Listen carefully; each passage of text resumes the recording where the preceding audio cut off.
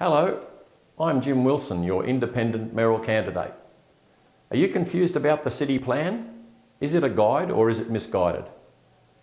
Just let me give you some history. When the current mayor took office, he and his cabal of councillors, without any challenge from other re-elected councillors, who by the way numbered half of the previous council, scrapped the draft Bold Futures city plan, which was designed by 11,000 residents and cost us ratepayers $5 million. Bold Futures was to replace the 2003 Living City scheme, which is the current plan. The mayor, in his wisdom, wanted to axe the draft Bold Futures plan so he could create his own plan.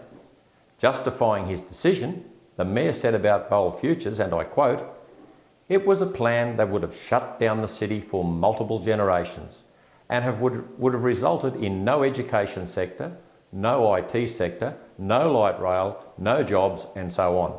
It was a fragmented disaster which would have not protected our lifestyle one little bit, as crime would have skyrocketed under the plan."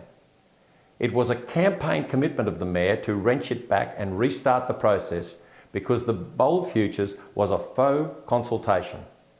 It was just the green-leaning councillors and the personal preferences of a few council officers. Now, one very senior council representative who was involved in the design of the Bold Futures recently said about the current mayor's accusations, and I quote, "The previous council pursued a future town plan that allowed for significant growth of the city but gave full and proper consideration to aspects such as transportation, climate change, community, economy and the environment. It was built on the basis of a robust process of inclusion, and it most certainly incorporated all the aspects that Mayor Tate says it did not. For example, education, IT, health, tourism, sport and significant growth of the light rail network." Now remember that the mayor promised voters he was going to stop the light rail.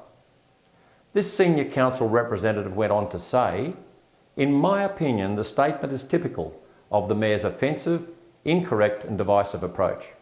He owes an apology to the thousands of members of the community who gave up their time and energy to contribute to a town plan for a better city."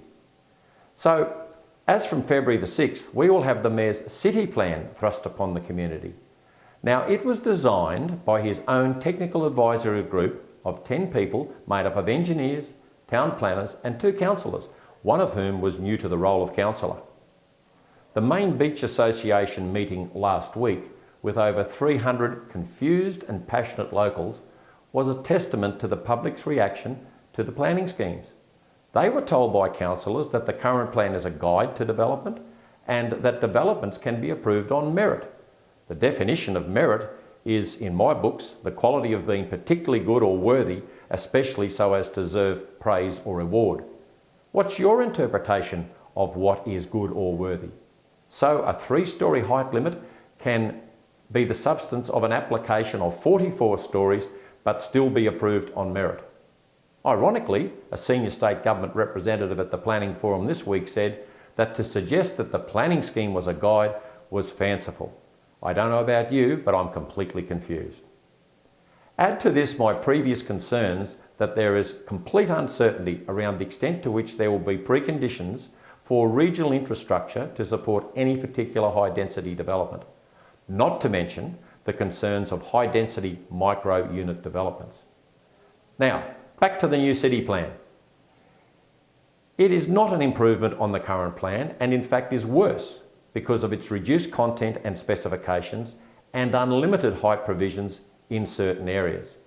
So it appears that a plan is not a plan and certainly not a people's plan when designed by the mayor. Then we throw into the mix donations to councillors from developers and any perceived conflict of interest in decision making, and we have one great big vat of confusion and lack of transparency. So where do we go from here?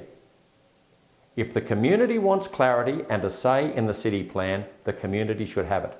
As a mayor for the people, I will open up discussions with the community on a division by division basis if necessary to get real community input into the tightening of rules and regulations to be implemented either by the council or the state government. My objective is clear. It will be to have a city plan in which the residents have confidence that it will safeguard the livability and sustainability of the great city in which we all live. Thank you.